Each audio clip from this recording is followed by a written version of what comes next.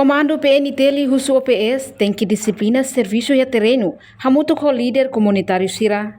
Comandante-Geral PNT, Comissário-Geral Polícia Henrique da Costa, informa que foi participa em seminário de preparação e segurança para visita Sua Santidade Papa Francisco Niang Timor-Leste e a salão Sene Lalini Lariguto Colmeira Dili. Comandante-Geral Husuba membro oficial Polícia Suku, nebe halau knari a cada suku, e a território Timor-Larantoma, atu na fatin serviço profissional, haturu disciplina e terreno, no cria coordenação no comunicação dia, com autoridade local no comunidade Sira. Tem autoridade Sira e Hanaban.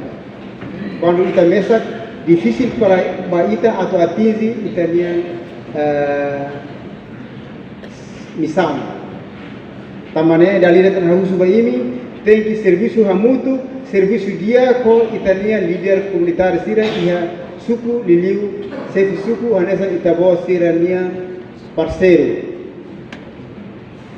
ida ikus hauna fatet encoraja ini para aturone ita serviço iha unidade iha amizade iha disiplina tambah instituição polisi nene laos emaidade ibel halu batutu ini kita hanya kita atur Polisi Nasional Timor-Leste ini, bahwa ini depende dari Komandan Jenderal, Sinu Komandan Jenderal layan.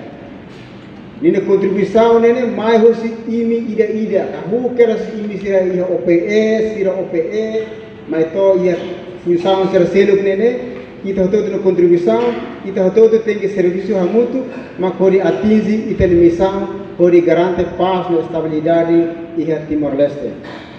Comando afirma tangkatak, sucesso segurança polícia niang, laos depende ba comando, mas behu si serviço OPS niang, no da representante lima ngain comando niang, atu serviço hamutu com líder comunitário Sira, e hasuko, no nebele cria paz no situação hakmatek ba povo no nação. Reportagem Melania Conceição, Televisão Timor Post.